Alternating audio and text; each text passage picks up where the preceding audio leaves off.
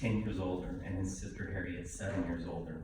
We speculated that Dad was an oopsie baby over the years. If he was, what an incredible oopsie blessing he was.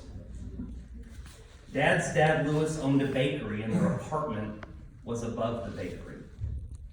He was up very early in the bakery kitchen, followed by my grandma, which left Selma and Harriet in charge to get Dad up, get him dressed, get him fed, and get him off to school. When Dad was young, his father would bring leftover cake upstairs from the bakery. Dad had cake and milk every night before bed. On weekends, Dad worked in the bakery and told us many times that his job was to fill the donuts with jelly and that he would get in trouble if he overfilled them. Apparently, Grandma Celia kept a very close eye on jelly volume. Dad played baseball for West Orange High School. He was a relief pitcher. He played varsity baseball for 2 years, pitched in a lot of games. He also played football and was a linebacker on the JV team. He tells a story in one game of a huge running back coming right at him and completely plowed him over for a touchdown. That was the end of Dad's football career. In January 1957, Dad enrolled at the University of Oklahoma, where he pledged Sigma Alpha Mu fraternity. Dad, who idolized his older brother Al, followed him into engineering. I asked Dad several years ago, had it not been for Al's influence, what do you think you would have done? And he answered, I think I would have gone to medical school. He majored in aeronautical engineering and met Mom the first week of her freshman year. It was love at first sight, and Mom wrote about Dad's incredible blue eyes in her diary. They were going steady after only 1 week. That was in 58. They were married in 61, and their incredible love story continues to this day. Dad's first job after receiving his master's degree was with Lockheed Aircraft Corporation in Burbank, California. He interviewed with Lockheed on campus, and a couple weeks later an offer came, and he and Mom were excited about moving to Southern California. It was during this time at Lockheed that Shelby was born. In 1965, Dad joined TRW Systems in Houston, where he became a member of the Apollo space program. As was written in Dad's obituary, his primary responsibility was the onboard verification of the reentry guidance and navigation system for the Apollo spacecraft. Do you know what that means? That means Dad was on a team of people that designed the reentry computer program for the astronauts so that they wouldn't burn up as they re-entered Earth's atmosphere. How freaking cool is he? My rocket scientist father was indeed amazing. In the early 70s, there wasn't a lot of work going on in the space program as man had walked on the moon, and the thought was that most of what could be accomplished had been accomplished. It was during this time that Dad was recruited by his Uncle Norm into the insurance business. In May of 74, Dad joined Sun Life of Canada as a new agent. It was also during this time that Mom and Dad got serious about Amway.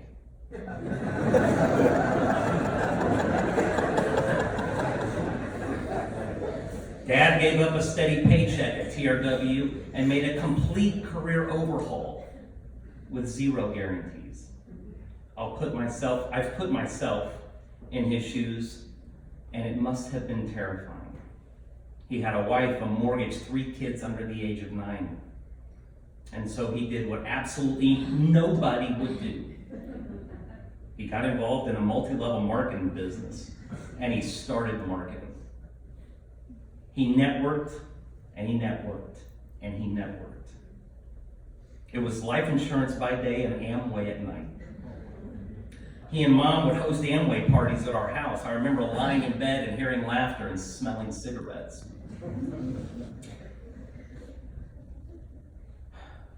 They built that business. They brought on willing and eager associates into their downline. Amway was Dad's sales school of hard knocks.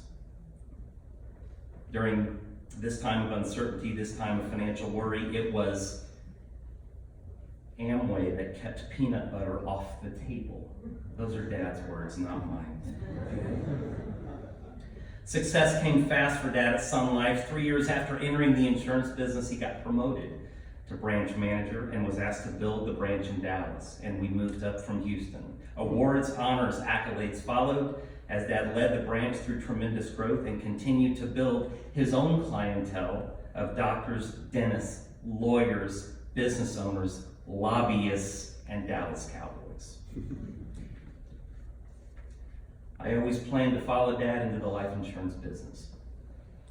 Not because something about the product turned me on, but because I'd be working with my dad. I joined Sun Life. After graduation, I knew fairly quickly it wasn't for me, but for 18 months I stuck it out. I was officing with my dad. He was buying me lunch. We were going on sales calls together. It was an awesome time in my life that I wouldn't change for anything. After receiving my first real paycheck, I insisted on paying for lunch one day. I'll never forget the look on his face. Many of his office colleagues from Armor Wealth Management are here with us today. Several years ago, a fantasy football league was started in the office, and Dad immediately brought me on as his general manager. Together we talk fantasy football strategy, put together trade offers, commiserate on who to start and who to sit every Sunday. But there was one thing that mattered most to Dad.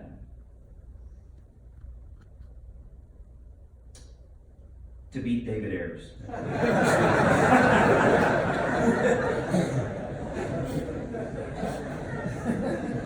Dad would ask me, Lou, we're playing David this week. How does our lineup look? You make sure we beat David.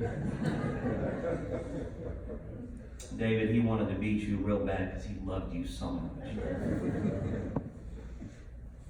And in what seems like a crazy irony, after many years of runner-up finishes, we friggin' won the league championship this year. Gentlemen, we are waiting for our winner's payout. You know, as young parents, we are taught that we should refrain from being our children's friends, right? We should maintain that parent-child boundary. Somewhere along the way, that boundary fades. Over the past 25 years or so, my dad had become my best friend. You all know about our cycling exploits. Before that, we became golfing buddies.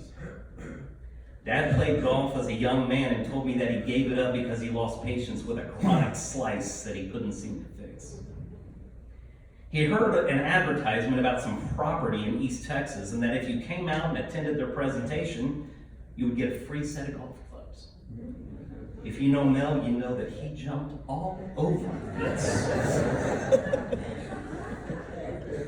So he and Mom went out to East Texas, and despite their best sales pitch, Dad didn't buy any lakefront property. But he left with a free set of golf clubs. A few days later, I met up with him at the driving range.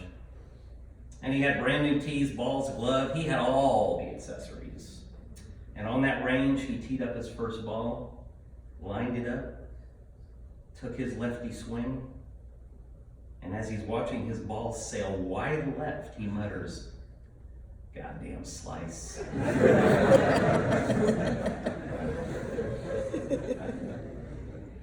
As far back as I can remember, Dad was a runner and participated in several turkey trot runs here in Dallas with his best buddy, Ed Melgar. But after getting his knee operated on and getting warned by his surgeon to give up running, he told me while laying there in his recovery bed in the hospital, he says, "Lou, I think I'm going to take up cycling." I had begun cycling and I raved about it constantly. I offered to help him pick out a bike, and we set a date to meet at Richardson Bike Mart. So Dad and I are standing and we're looking at all the new bikes, and we're kind of standing in that part of the store where the bikes are your comfy neighborhood cruisers. And the sales guy is going through his thing, and I can just tell Dad is just not into it. And I asked the sales guy, I said, "Can you give us a minute?"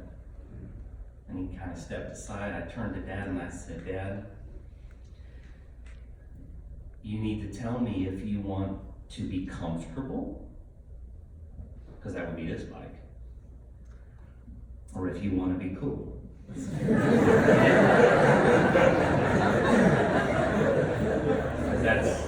that's those bikes. And Dad said, "Kind of want to be cool."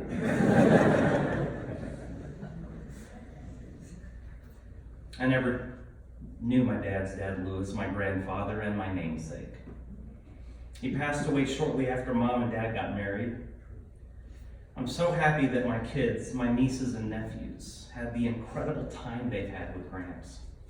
They vacationed with him, been pulled on the inner tube by him, been driven around by him in the vet. They've eaten steaks grilled by him. They've laughed with him, and more recently, they've cried with him.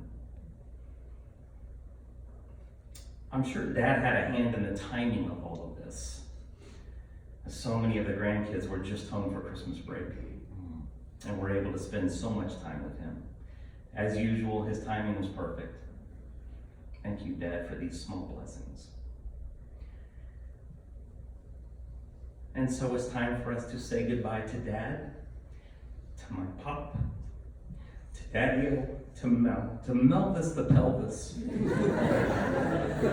to our friend, our uncle, our grandpa, our colleague, our neighbor, and our agent.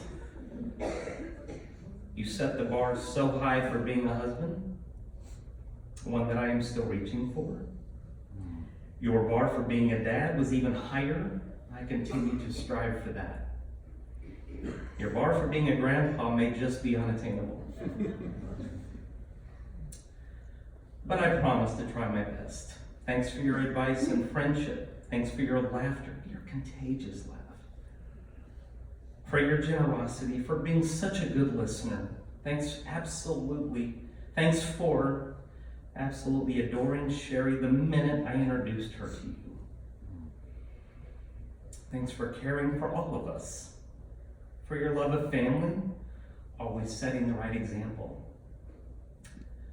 And most of all, thank you for love, and thank you for my life.